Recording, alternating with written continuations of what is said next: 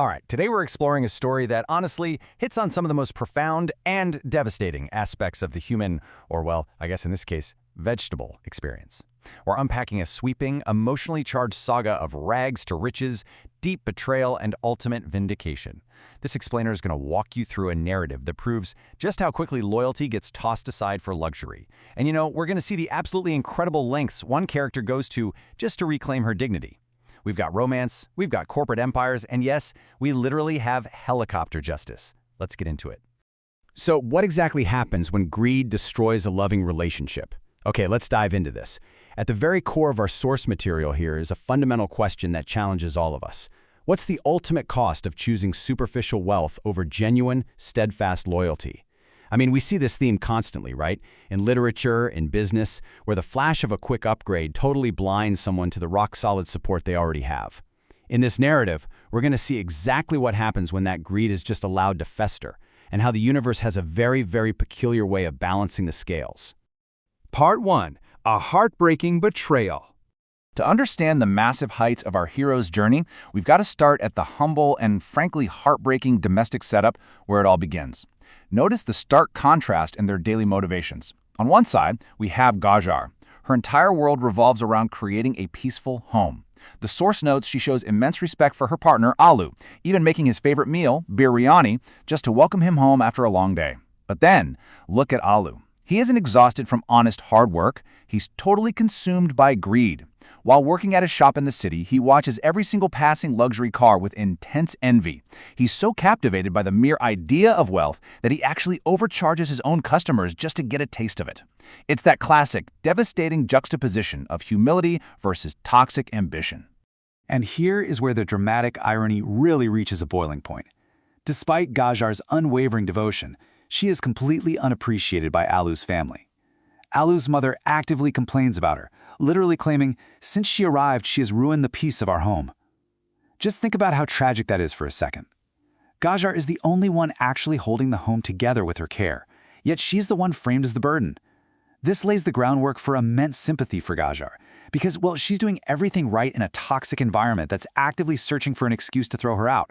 Which brings us to Part 2. Seduced by wealth. That excuse they were looking for? It arrives in the form of a wealthy new character named Murchi. This is where the narrative accelerates into high drama. Look at how rapidly Alu's morals disintegrate here. It happens in 3 distinct steps. Step 1. Murchi simply offers Alu a ride in her air-conditioned car. Yep, that's literally all it takes. Step 2. Alu is instantly and completely captivated. And it's not Murchi's personality he's drawn to. The source makes it explicitly clear that he is dazzled by her money. And finally, Step 3. Before long, he completely abandons his life with Gajar to dine at highly expensive restaurants with Murchi. He is just so blinded by the superficial shine of this new lifestyle, he entirely forgets who was cooking for him back home. This brings us to the emotional climax of the first act. When Alu finally breaks it off with Gajar, he doesn't just leave, he cruelly diminishes her. He tells her, "I can no longer live with an uneducated girl like you," and explicitly points to Murchi's wealth as his excuse. Gajar actually begs him not to do it, saying she can't live without him, but he is totally merciless. And to add insult to absolute injury, Alu's mother uses this exact moment to literally kick Gajar out onto the streets, making her the subject of town gossip. I mean, Gajar has truly hit rock bottom here. But then we enter Part 3, the Juice Empire. As we know from any great story of resilience, rock bottom is often a pretty solid foundation to build upon. Gajar does not stay defeated. We're pivoting now from domestic heartbreak to one of the most incredible entrepreneurial journeys you'll ever see. Let's look at how this builds. Tracking this timeline is just phenomenal. She starts with absolutely nothing. Day 1, she opens a humble fruit juice cart in the city.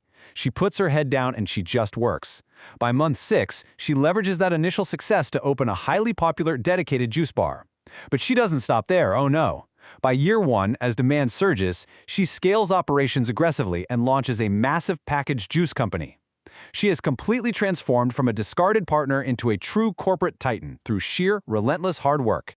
Now for my favorite segment, Part 4, Helicopter Justice. So, Gajar has achieved unimaginable wealth, but the source material touches on a very real psychological truth here. Despite having everything money can buy, she still lacks inner peace. She realizes that true closure isn't just about escaping your past, it's about confronting it from a position of undeniable strength. And this brilliantly illustrates the dynamic of her return. It's the ultimate showdown. On one side, you have Mirchi, riding in her Mercedes, resting on her existing riches. But on the other side, you have Gajar. She arrives not in a car, but in a personal helicopter. It's a massive flex, powered entirely by her own relentless hard work. She literally and metaphorically rises above Alu and Mirchi. Part 5. Karma and Consequences. The climax of our story arrives on a day when Alu is casually chatting with Mirchi. Suddenly, the roaring sound of rotors fills the air. Gajar's helicopter lands right in front of them. The sheer shock on Alu's face is palpable as he stammers out, "Is that Kanjar?" He is finally forced to confront the staggering magnitude of his mistake. So, let's break down how this karmic fallout is distributed, because it is swift and it is severe. Alu's mother, Payaz, completely backpedals. She actually begs Gajar for forgiveness now that she sees her true power. Mirchi, seeing Alu's real, pathetic nature in the shadow of Gajar's success, leaves him. She's disgusted by the very greed that brought them together in the first place. Alu is left with absolutely nothing. No wealth, no Mirchi, and certainly no Gajar. Meanwhile, Gajar stands completely vindicated, having achieved ultimate success entirely on her own terms. The source wraps up this incredible saga with a pretty profound quote, "Everything is a game of time, luck, and hard work." It's such a powerful reminder that circumstances can change in an instant, and that patience, paired with real dedication, absolutely pays off. So, what should we all take away from this? Honestly, don't betray loyalty for a shiny shortcut, because the person you underestimate today might just land a helicopter on your ego tomorrow. It kind of makes you wonder, right? Who in your life is quietly building their own empire while you're distracted?